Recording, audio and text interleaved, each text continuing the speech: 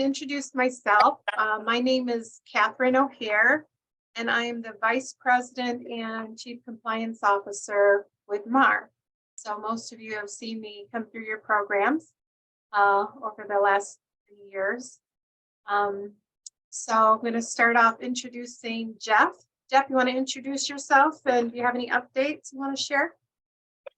I have no updates, but I'd be happy to announce my name is Jeff Van Trace. I run the Michigan Association of Recovery Residences. I can tell you just kind of a general background information, what's happening here this week. So we've collected information from about 20 respondents on issues involving trans persons' placements into the opposite biological sex, and we've got some good information on there. One of the things that's on our MARR website is some guidance on that issue. And it appears as though the 3 instances where that's occurred has worked out well by putting a transsexual or a trans person, it's a biological woman, into a biological man's program, and it's worked fantastically well in 3 different occurrences. So if anybody has any issues with that, be happy to talk to them about it and put you in contact with some people who have run recovery residence operations that have actually had that happen in the last 2 or 3 months.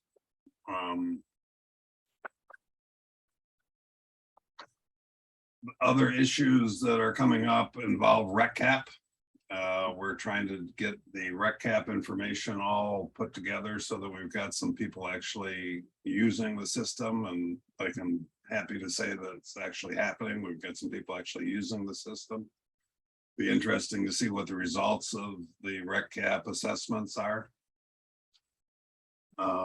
And then finally, I should probably mention that we've got the 2023 NAR Best Practices Conference coming to Dearborn. We're really excited about that. I was in contact with the CEO of White Bison. So we're going to have some Native American Indigenous speakers, probably a panel at the NAR Best Practices Conference, talking about here's what recovery looks like with the Native American people. And there's 12 tribes in Michigan, and they all do it a little bit differently, but I'm looking forward to hearing how they present and how they do things in the Native American Indigenous community. It was really kind of interesting because I found out that the head of White Bison started in 1978, actually worked with William White and with David Best, Dr. David Best from Scotland, on how to do things on an evidence-based platform. So anyway, that's the current news of the day. All right. I wanted to remind everybody it is Black History Month this month. So after I introduce the rest of our team and they speak a little bit, I wanted to give everybody an opportunity to, would you share what you're doing in your program to help recognize Black History Month? What other things are you doing in your homes to help with diversity? Whether it's, hiring employees or just something to have more diversity awareness going on in your homes. So the next person I'm going to introduce is Kayla. Introduce yourself, and you have any updates, Kayla? Hello, I am the project manager here at MARR. I do have a couple of updates. I wanted to first mention the MARR trainings one more time. Since our last meeting, we have had quite a few more people start those trainings, so that was awesome to see. And a few more people have actually completed them. So I just wanted to keep it on everybody's radar because it is going to be due for everyone June 1st of this year.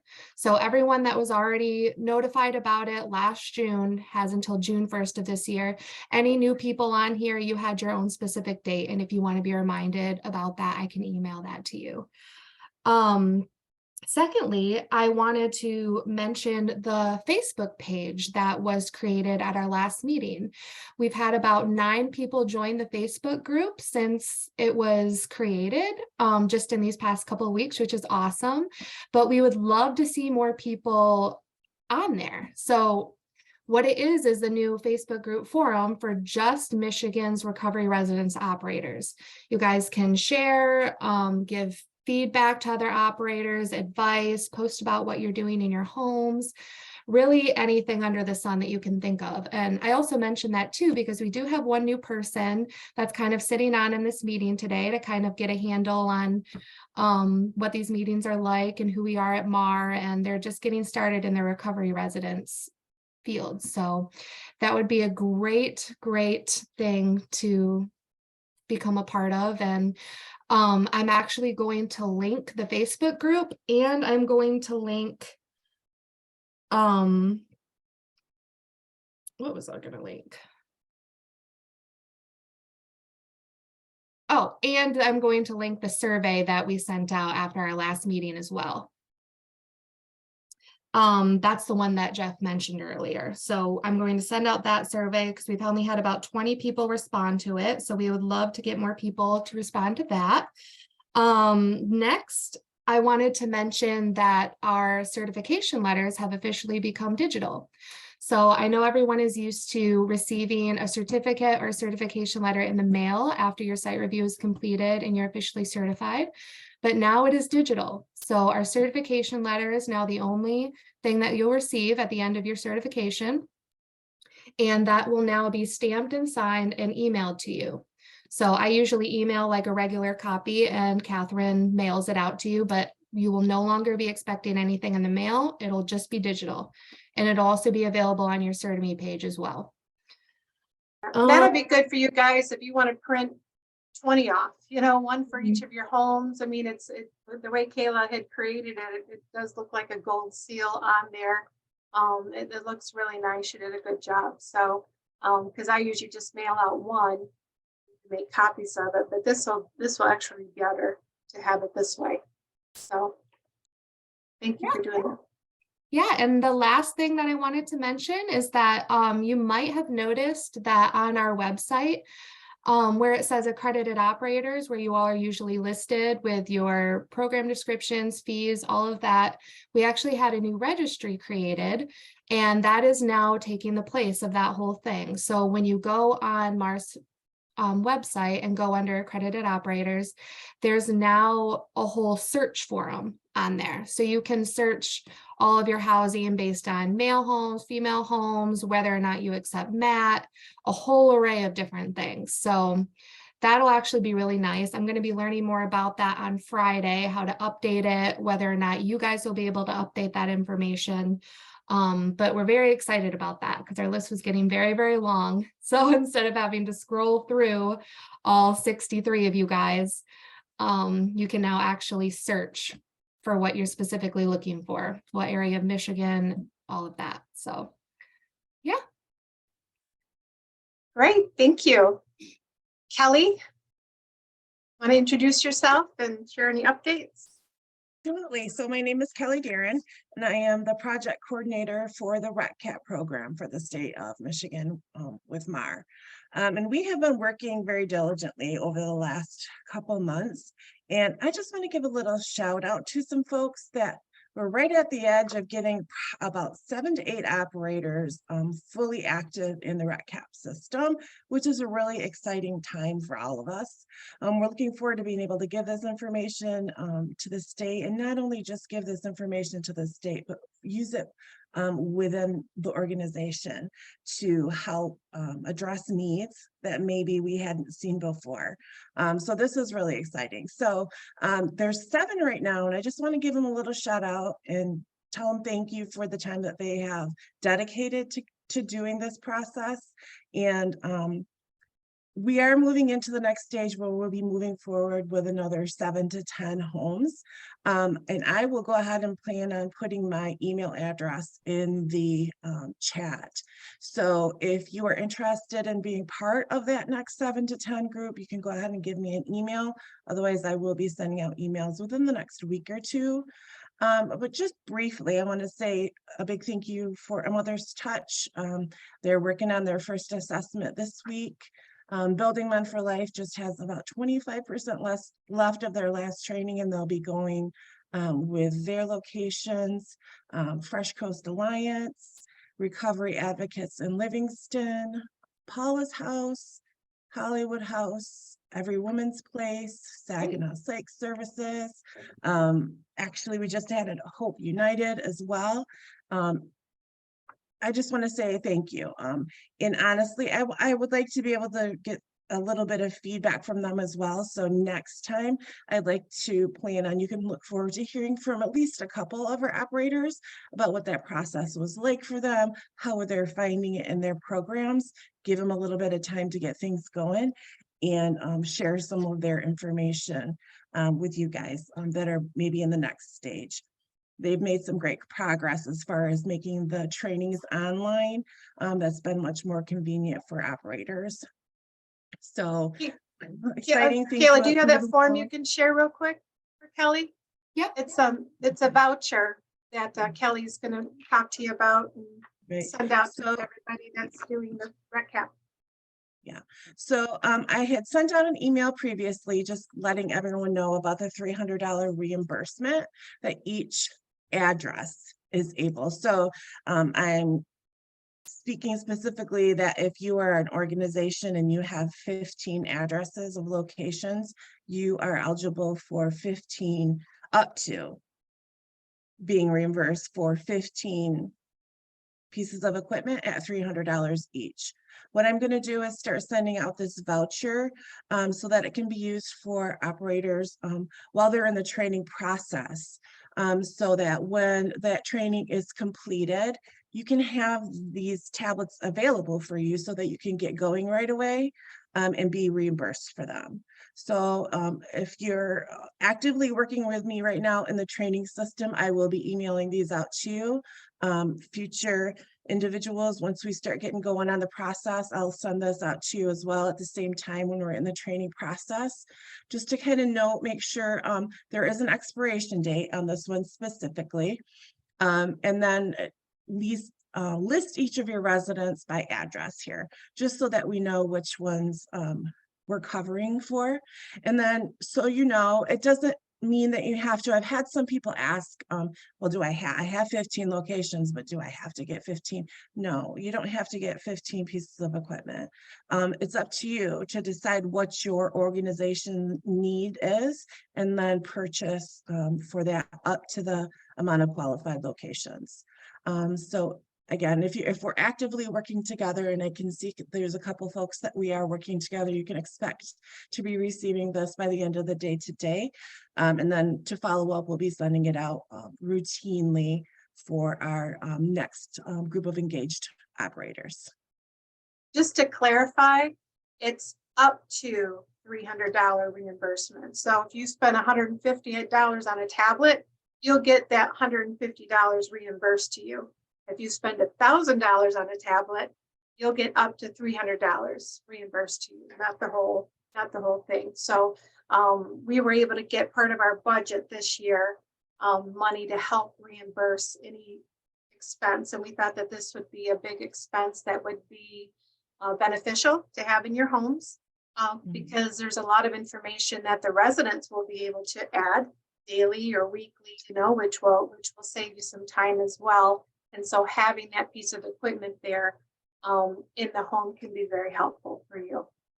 So, but we do need a copy of the receipt, and we would recommend that you purchase the tablets all at once if you can. So we're not getting like 15, 20 different, vouchers from one operator. It'd be nice to try to have them on one if possible.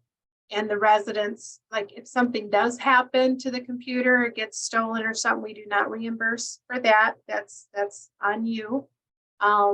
But so please make sure you have something in place to help protect your equipment. Maybe the house manager can keep it secured unless somebody wants to use it at the time. So, And one final thing to add as well is it says computer or tablet. When you're making that purchase, keep in mind that this system best operates on Google. So our IT said tablets, yes, work fine. Any kind of tablet, preferably an iPad, but you know, cost, etc. That's a decision that you'll make. But also a Chromebook would be appropriate because it does operate with Google Chrome. great.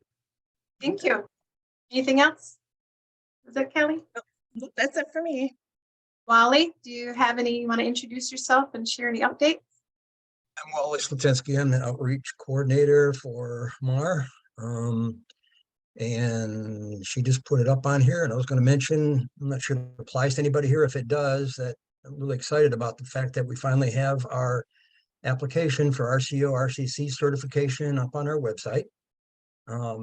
If you go on there, if you have any questions or anything, I guess I'll put my email in the chat, and you can certainly contact me, and I'll be more than happy to talk to you about it. That's it.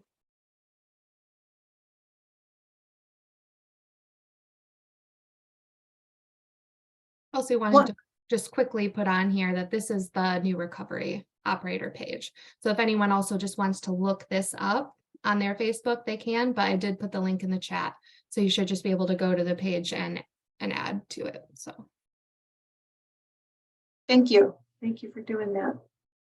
Another thing that's new is we actually on the MARR site, the MARR website, there's actually a tab where people that are not currently certified can actually purchase the MARR training. And it was like $1,000. You know, if you were to purchase it from, if you're not certified, if you were to purchase it from NAR, but we now have it on our page. So, because we get a lot of calls from people that would like to open up a recovery residence and want to know what's the next step, who do I contact? So really one of the best things for a new operator is taking those trainings so that they have templates and they can learn the standards and know what the expectations are. And but it's $300. So they would purchase it for $300. Thank you, Kayla, for putting it up there. And but once they want to become certified and they go fill out the application, that $300 will go towards their application and processing fee, you know, so it goes towards the fees they would be paying anyway as a new operator.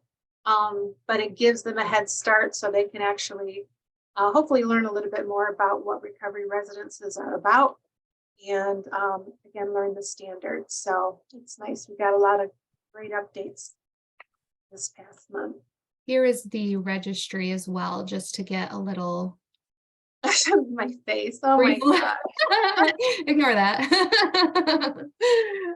This is just like a quick overview of what the new registry looks like. You can also see where you are in Michigan, how many beds you have. You can also update what beds are available on there. So when potential clients visit our website, they can see if you even have beds available. But it has your contact information. If we click on Peak Recovery, for example, it'll have like your whole description on here, who you serve, your language, that kind of thing, what you accept payment wise, all of that. So it's going to be very, very helpful. Great. Thank you. Now, Jeff had mentioned we got the summit that's going to be coming here in Michigan, and that's going to be, when is that? That is going to be October 9th and 10th and 11th this month, and it's going to be in Dearborn, as he said. The theme is going to be Anonymous No More. We thought was a very strong theme, and the speakers and stuff will all kind of focus on that theme when they do their sessions. But we are going to be looking for some volunteers, some people who will step up and want to help with the process and stuff, because it takes a village to to get these things up and running and to get them running well. So I know that probably people that live closer in the area will be able to volunteer more in person, but for those that don't live close, there's still going to be plenty of things that you can do virtually as well, or sending out emails and stuff. So if you are interested in helping in any way, or you have some kind of specialty, you know, in one area or the other that you think would be beneficial, please reach out to us and let us know. And we'll make sure that's helping to work on this, we'll get in touch with you. So, Really- go ahead. Sorry, really quick. Jeff, do you mind touching on the survey one more time so everyone can just get a good sense of what the Recovery Residence Operator Survey is for, so they know what they're filling it out?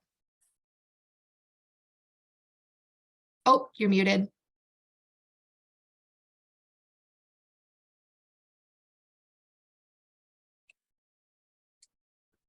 Can you hear me now? I think Yep. so. By the way, I'm gonna have to buy a new computer tomorrow, so just wanted to let you know. I'll check the budget. It's breaking and my hammer couldn't fix it. Yeah. The thought behind that survey was I wanted to collect information regarding, because we got 63 operators. I wanted to figure out, basically, give me the scope and the extent and the breadth of the experience of our operators. And so it's kind of interesting. I found out of the 20 that we've got, there was about the same percentage mix of Black, white operators as the population. Found one Native American operator. Did not find any Arabic operators at all. Got information in there about whether they're MAT accessible or not. So that type of information is important to the state of Michigan, because it's important that we reach out to all of our different cultural populations. And I know in Dearborn, that's a significant number of Arab Americans. And so I'd love to be able to have some contact with anybody. I'll just throw the question out here today to the survey. Is there anybody that knows anybody that's got a Arab-based or Arabic, Middle Eastern-based recovery residence? If you know of any, please let me know about it.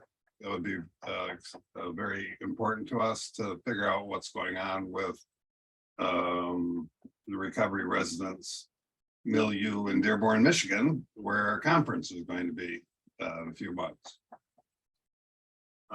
So that's the general thrust of what the survey is. It'll only take you a minute to do it.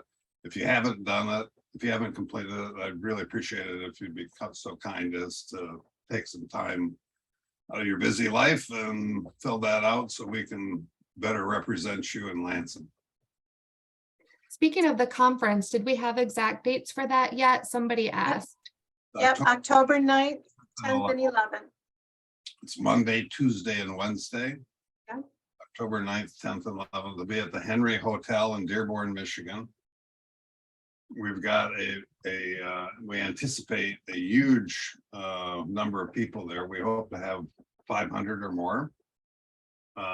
It's not going to be, in past years, we had a hybrid where it was both virtual and in person as a result of the pandemic. We're not going to be doing that this year, and in following years, NAR is just going to have two ways to come to the conference. Either you show up there in person, or you wait for a month or two and then you can get it on videotape on a tape delayed basis, but it'll probably take a month or two to get that. So if anybody can block out October 9th, 10th, and 11th on your schedule right now and save the date, that'd be wonderful. It's going to be, we're going to, as Catherine had mentioned earlier, we're probably going to find ourselves in a need for having upwards of 24 volunteers, because we've got doors and we need 2 people, and then we'll be giving out CEUs. And so if anybody has some volunteers in our recovery residence anywhere close to Dearborn, Michigan, not doing anything October 9th, 10th, and 11th, please let us know. We'll find a place for you. And again, that'll include going to the conference, and we'll feed you. Yeah, appreciate everyone helping. That would be great, as many possible. That would be awesome. As I mentioned in the beginning of the meeting here, it's Black History Month. So to recognize that, I wanted to reach out to the operators to see what is anybody doing anything special to help recognize Black History Month in your organization, or even mentioning it at your house meetings, you know, which I think is important to do that. So even if you don't have any maybe African American individuals in your home or whatever, but just explain the diversity.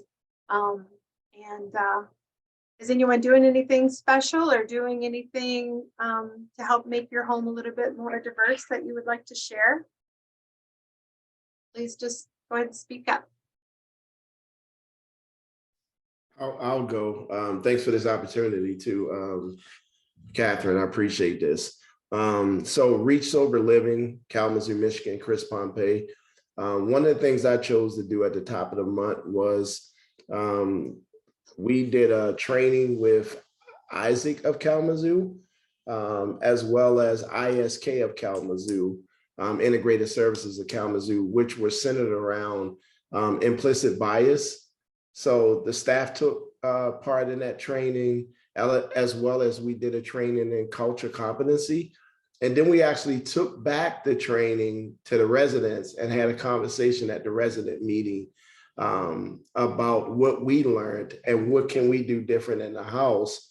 And, you know, how do the residents feel it's going in the home as it relates to diversity? Do they have any questions and things like that? So it was a really good meeting to take back to the residents, because they weren't able actually to take part in the training, but that's what we did this month.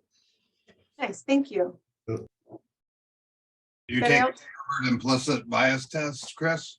I have. I took that like a year and a half ago. They did that for the NAR board members. I found it very useful. Yeah. Yep. Before I got into recovery residences, I used to work in the mental health field. So I worked at adult foster care homes, managing homes and stuff. And one of the homes that I ran, once a month, we would have like this family meal, and it would be focused on different ethnic foods, like Asian American. We'll do some kind of stir fry or something, you know, but especially if we had a resident that lived there that was Asian, and they would kind of share recipes and different ideas. And it was really fun, you know, to try different cultural foods every single month. So that might be something fun too to do at a house meeting. House meetings can be held in all different ways, but a nice way too is to just have like a family style meal where they're all sitting down cooking at the same time, and it's just a great way to bring people together and have conversation. But again, that's another way to be a little bit diverse and show diversity in your home, is by trying different ethnic foods, or you have somebody again that maybe is American Indian or something too. Maybe they want to share how they make their fry bread or whatever, you know. It would just be another cultural awareness that would be beneficial in the homes. Anybody else have any ideas or things that they do you want to share?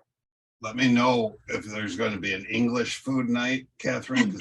I can just choose not to go to that one, because All right. they can do wonderful things in England. Food is not one of them. It's terrible.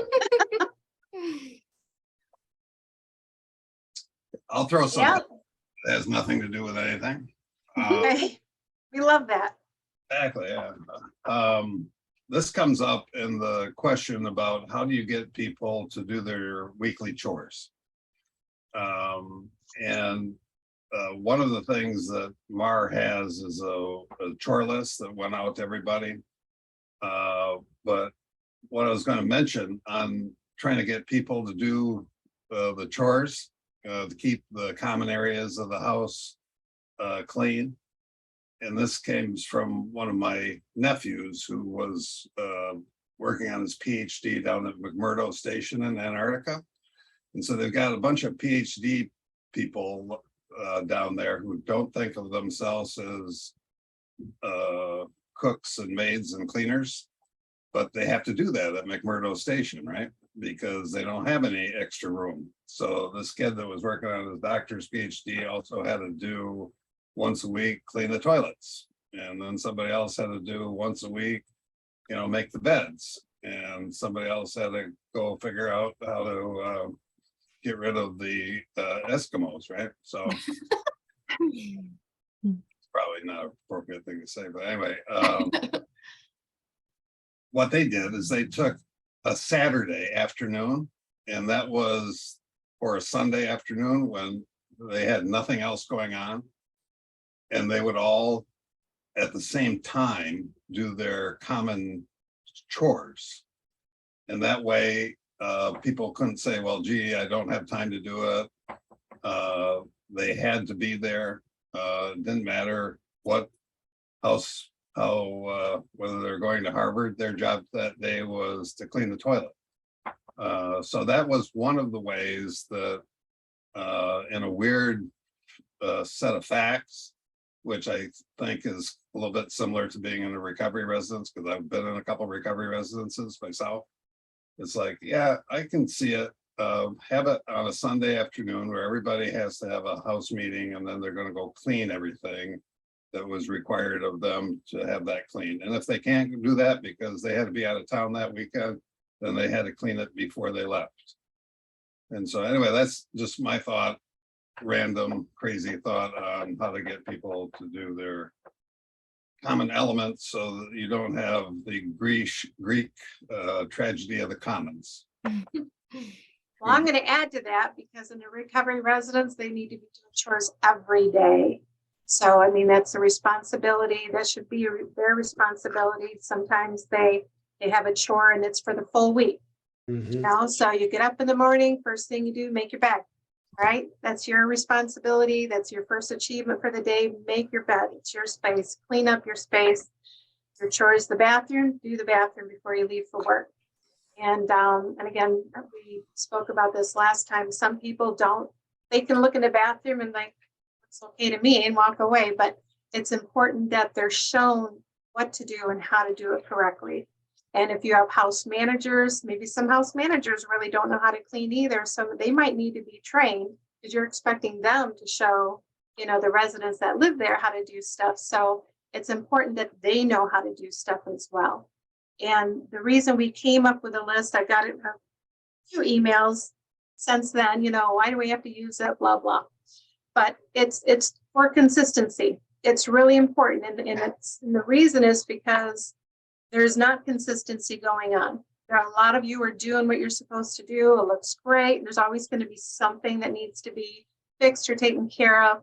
But there's regarding cleaning, it's not consistent.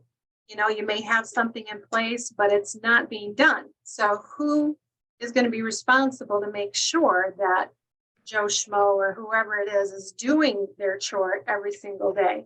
And so the home is getting clean. You can't assume that because I have this thing posted that they're going to look at it and listen to you and make sure they do their chores. So we came up with a list that's detailed, depending on where you're at. I'm sure it could be even more detailed in your home. Some things might not even be applicable, depending on what your environment looks like. But so we came up with a list that gave ideas for daily. These are things that should be done at least daily. And then these are things that could be done weekly.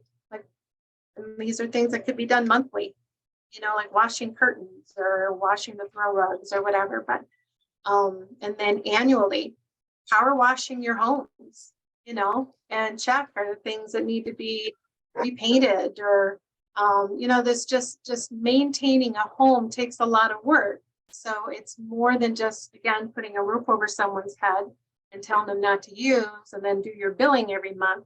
You have to maintain your home to make sure that you're not part of the problem when it comes to having the stigma surrounding recovery residences. So Again, I can't stress it enough. Certified recovery residents should be the example of what a well-run home should be like. So I don't ever want to pull up to a home and be embarrassed of having MARR's name on their home. So if you have any questions about the list, that's, please feel free to reach out. It's not meant to take the full place of a chore list for your residents.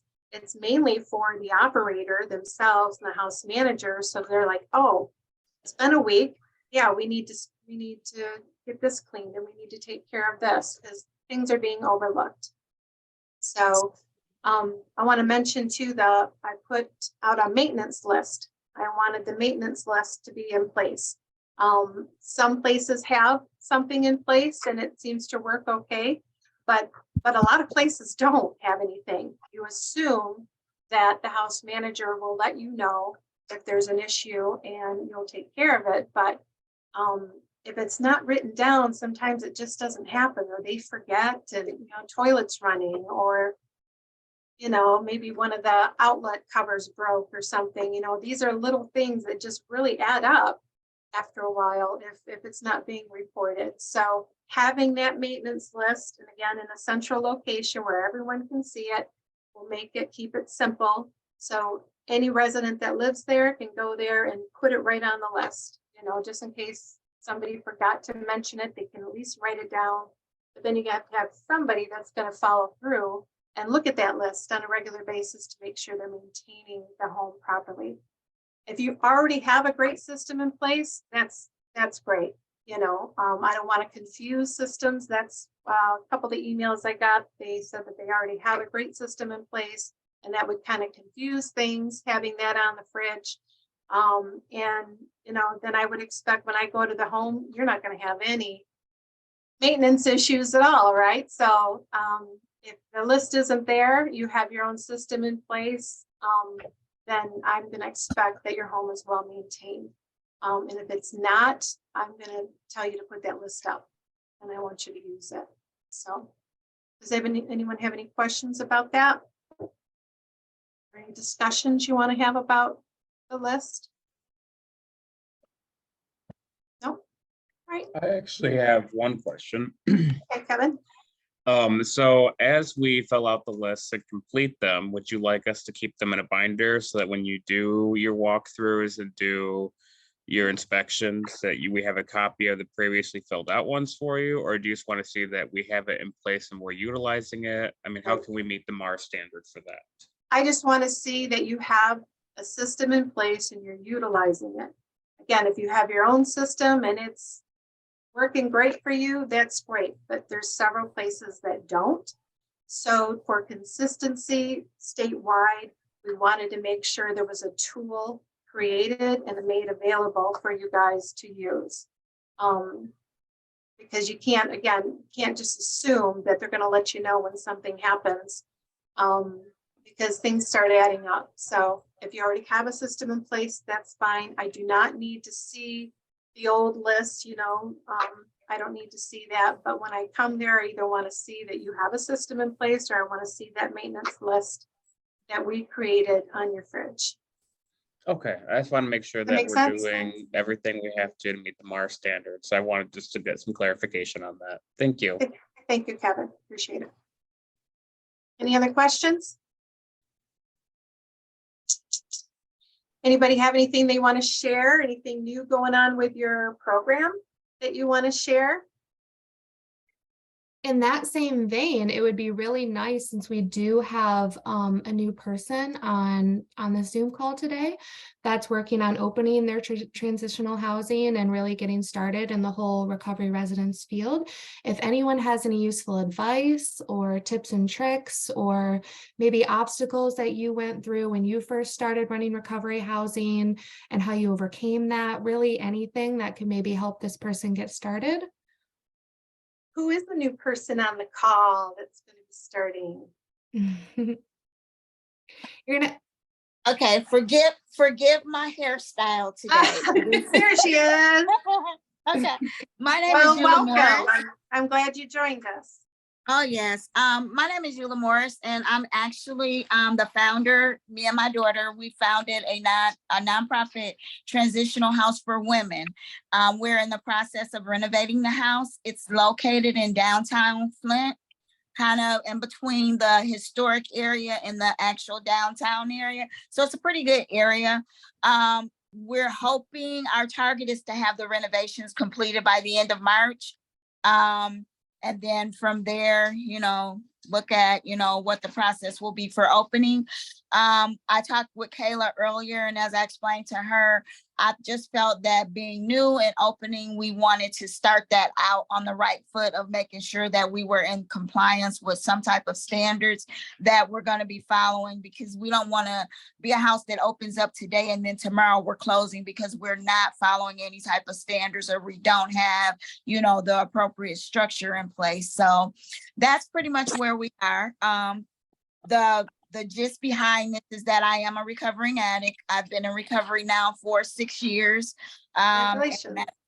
Thank you. And that's kind of like my drive behind this, is that as a recovering woman, I've seen, different women struggle. And I just think that housing is a very important factor in recovery for someone, especially as you're new, getting into recovery. So that's kind of like where we are.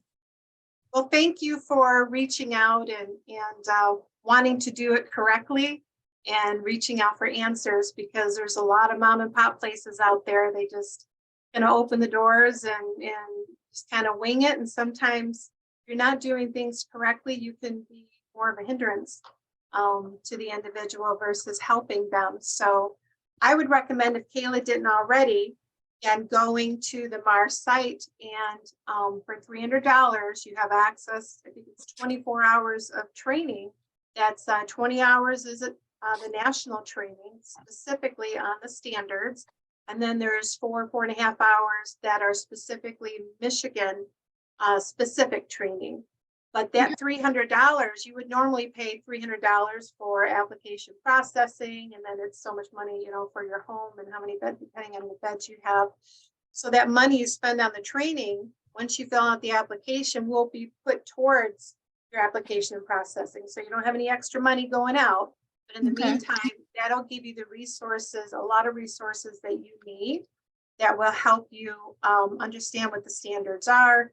You'll have policies and procedures you can just print off. You'll have templates that you can use that other operators on the training have shared.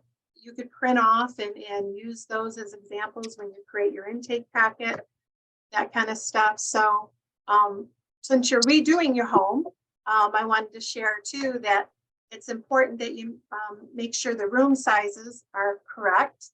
I would recommend, rooms be at least 100 square feet. Ideally, because I don't care for single rooms. They work in some cases, but if you have a single room, the room has to be at least 75 square feet.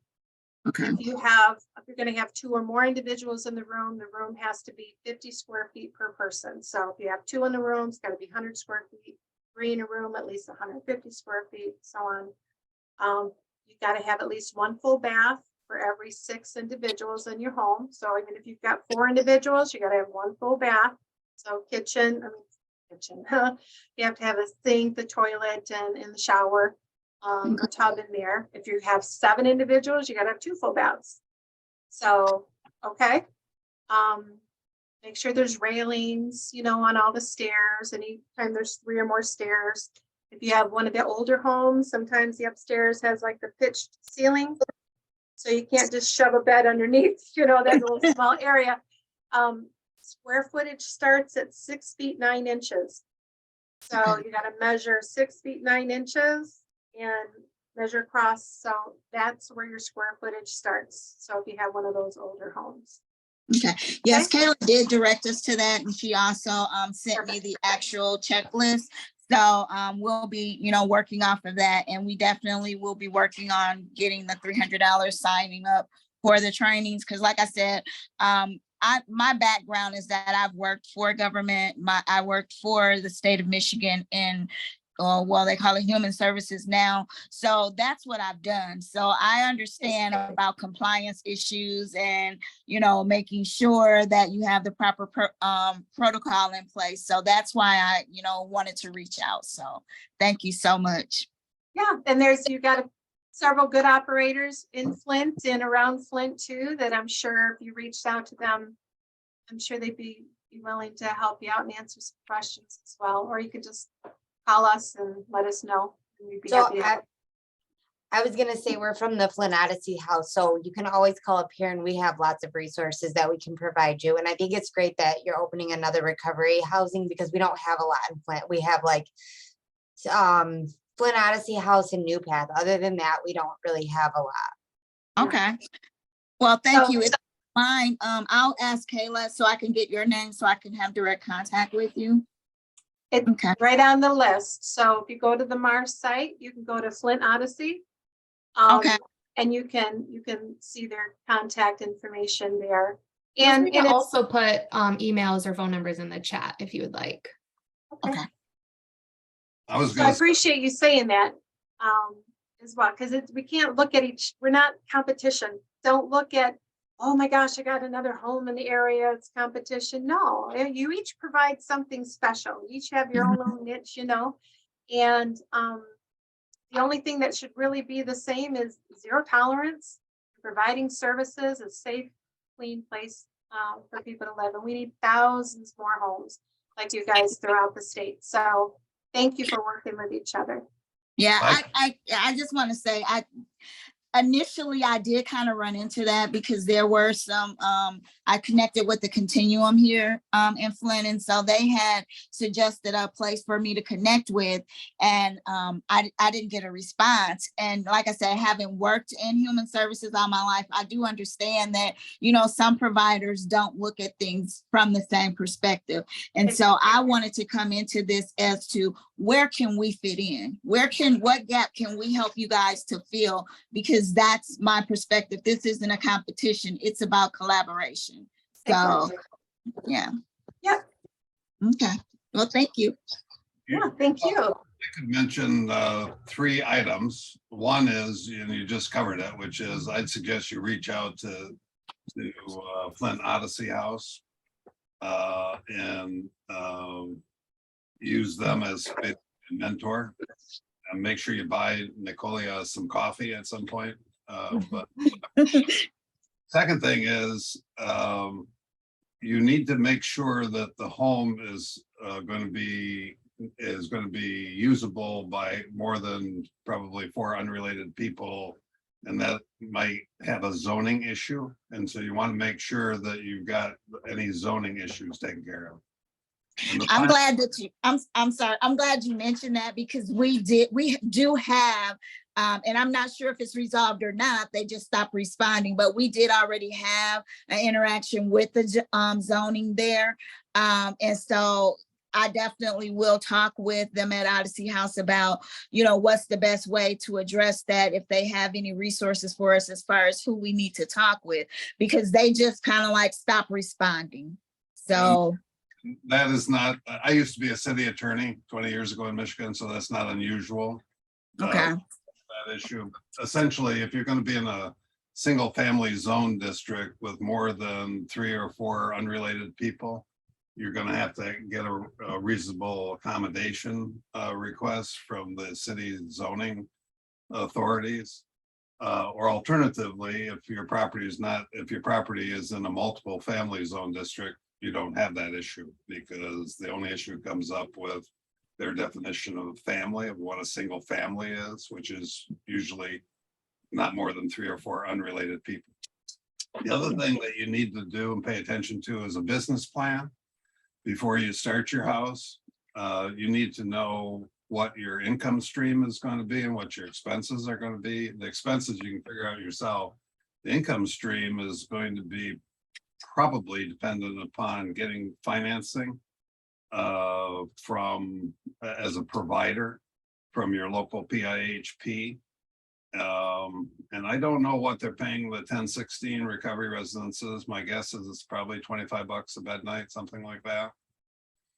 So, but you have to work that into, here's where my cash flows are gonna come from. So you're gonna have a certain percentage that will be self-paid. There'll be a certain percentage that might get Medicaid funding, and there might be a certain percentages that say, I just came from under the bridge and I've got nothing. And so I need help, which that's a significant number of people in the typical recovery residents. So I would encourage you to reach out to your PIHP people and try to get a contract.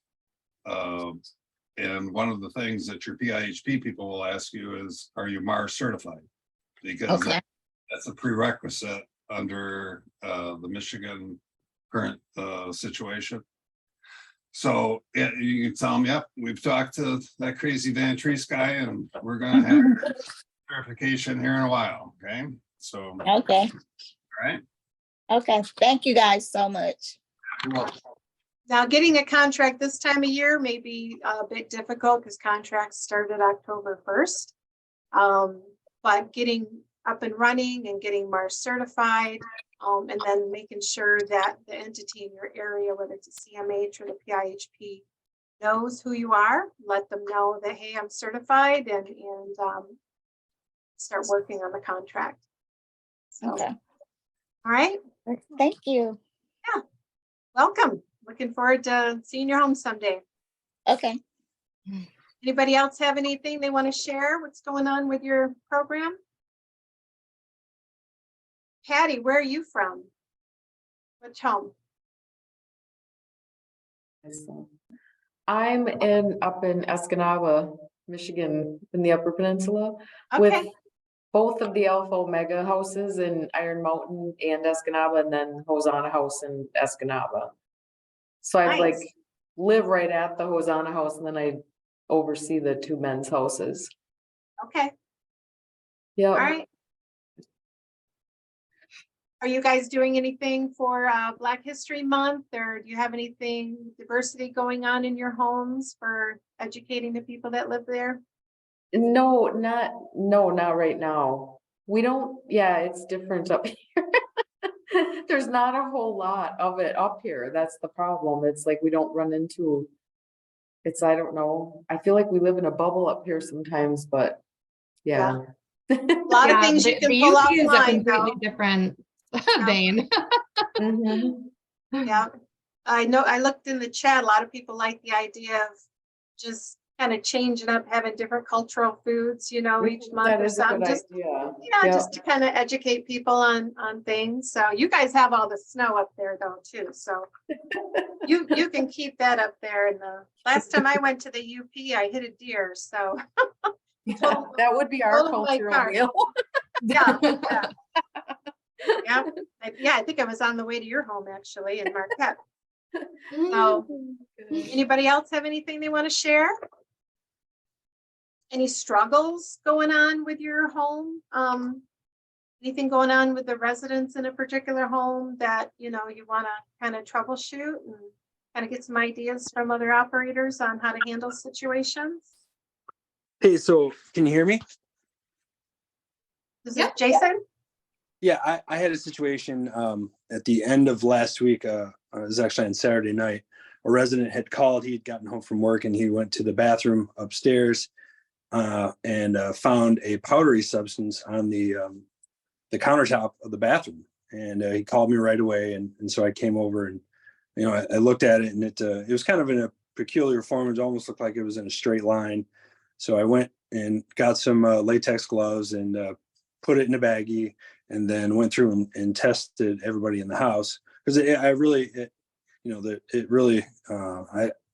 didn't look like anything I've ever seen before. It didn't look like any sort of cleaning products. It didn't look like table salt or sugar. So I wanted to make sure that we were being safe. And luckily, everybody came back negative on their tests. And then I sent the sample off to the police department. Luckily enough for me, they were happy to test it, and I haven't gotten Nice. word back yet as to what it was. But something like that, and thinking about it later, I'm glad, number one, that I put gloves and protected myself as best I could, just because when I'd gotten home, my wife said, well, what if that was fentanyl, and you touched it or anything like that. So I'm glad Well, it's just in your skin, right? yeah. So I'm glad I had the presence of mind to just, make sure that, I don't know. I just wonder if anybody out there has or is using some sort of chemical testing in their house, if they find a substance or, a crushed up pill, if anybody's using some sort of chem test within their homes, or if they have a relationship with the police department where they can send it to them for verification. It's a great question. Anybody doing that? Has anybody run into a situation like that in your home?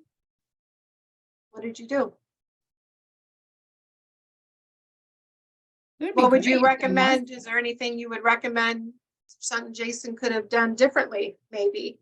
I love the fact that you acted right away. I love the fact that you had somebody in your home that protecting their sobriety, they're protecting the home, and they called you right away to say, hey, there could be a possible issue here, and you went right over there and acted on it. Justin did everything exactly right. You put fentanyl, if you have any, no matter what it is, put on some type of protective PPE stuff. Right. Because literally there are people that, like police officers, that stop and they touch it, and the transdermal effect of touching fentanyl is enough to kill you. So, and I'm sure you had Narcan available next to your place as well. The other thing is, once you collected the information, and hopefully you had a witness there next to you saying, yeah, they watch you, put that into a bag, write your name on it, put the time on it, and then give that to the police officers. Because it's up to them really to do anything with testing. And if they ever tell you it's mushrooms, Jason, I know the Grayling State Lab did like 20 tests on defendants, and it was always LSD. So, but if it's like a white powdery substance, it's either going to be probably cocaine or baby powder would be my best guess as to what that might be. But anyway, yeah, you, from a procedural point of view, you did exactly what I think any lawyer would recommend that you do. The only other thing I could think of too, Jason, is mentioning it at a house meeting. Just say, hey, on this date, this is what was found on the sink, not sure what it is, powdery substance. Somebody might say, well, yeah, I had spilled my baby powder on there. Sorry, I thought I got it all off, or, whatever, but just maybe bring some awareness in the home. Because maybe somebody will admit that maybe it was something, hopefully not, hopefully not substance. And I think the other thing Jason did good too. It sounds like, Jason, that your home already has a working relationship with your public safety. Depending on what community you're in, that could be seen from a lot of different viewpoints. But I think it's important to be, as operators, that even opening, that you contact public safety and let them know who, especially your liaison in that neighborhood, who you are. Even if the guys aren't there, let them come in. That's what I did. For my opening, I actually invited public safety out, so they would know who we are. We had a presence in the community. That's a great idea. Yeah, So, that's great advice too for Eula. You weren't accepted right away though, were you, Chris? Absolutely not. But it sounds like the community's changed. Yep, We get that, right? More towards your favor, and they understand what you do now and are supportive. That's huge. Yeah, we definitely have some leeway in the community now after, it's been a while, but it took some time, but I believe we've proven ourselves that we're here to stay. So it's turning out to be a pretty good thing. Good. Thank you for sharing that, Jason, too, and Chris for responding. But that's exactly what needs to happen. It's all about, we talked about that last time too. It's all about educating the community, educating the police of, hey, this is what we do. This is us being here is a good thing, and we're just trying to, have productive citizens and do the right thing for our neighborhoods. So We only got a couple minutes left. Does anyone have anything else they would like to share?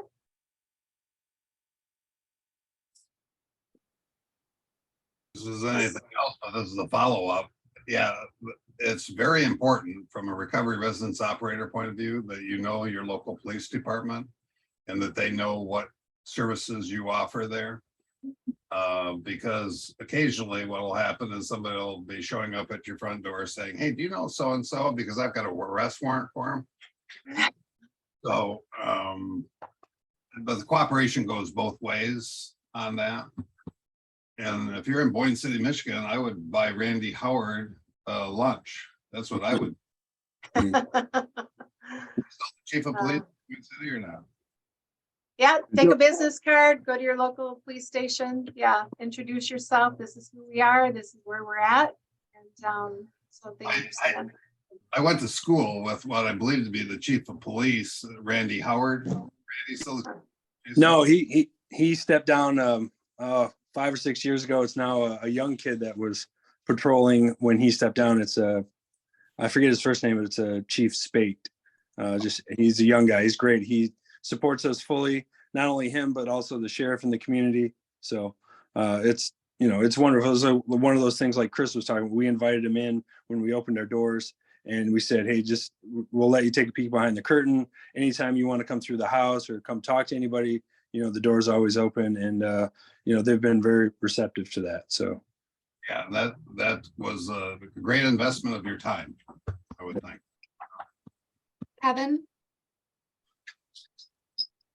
The other advice I'd give for Eula is, the MARR trainings did have a lot of information. So of course I'd recommend that. I mean, they were very informative. They're very well put together.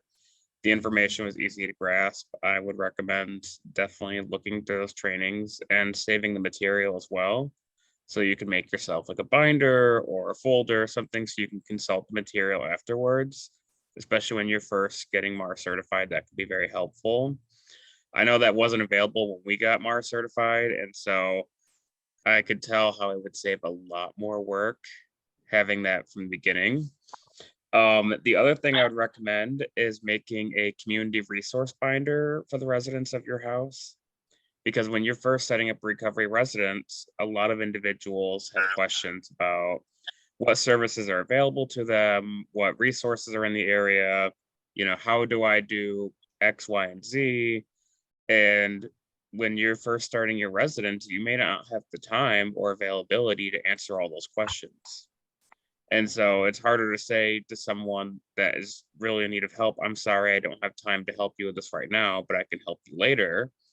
When someone in our field is reaching out for help, they usually need the help right then and there. And so having that binder of available resources available to them will help it so they are able to be a bit more independent. They're able to help themselves a little bit more, and you're still connecting them with necessary resources and accessibility. Thank you so much. You're welcome. And just to add one thing, just to kind of let you know a little bit of what the function of RECCAP can do, speaking with the resources, is when you do an intake evaluation with an individual within 72 hours of intake, you'll develop goals with them where you're able to attach those resources. And they will be able to go into their own personal portal with the RECCAP system, click on a link and find that resource as well. So that it's two great ways to be able to get the information to them. But I just kind of wanted to put that out there to let you know that the RECCAP system does have the capability of attaching resources for individuals in the plans that are developed for them. And they'll have access to that through computer when they get a cell phone if they don't have one, or things of that nature. So kind of keep that in mind too. There's a great way for them to link up, as well as Kevin was saying, being able to sit down, have a conversation and familiarize them with that information. Okay. Yeah, Kelly's email is also in the top of the chat. So if you ever want to reach out to her and figure out more detailed information about RECCAP, definitely do so, because it would be very beneficial for you, especially starting out, so you can get that good system in place right away. Okay. And this is information they can take with them once they leave the program. these are resources, information that they can take with them that will still help them with their journey. So, so thank you, everybody. Appreciate you joining and look forward to seeing you next month. So Yeah, it's second the same Wednesday. date. Yep, it's 3:00. 3/8. So, Bye, everyone. yeah, thank you so much.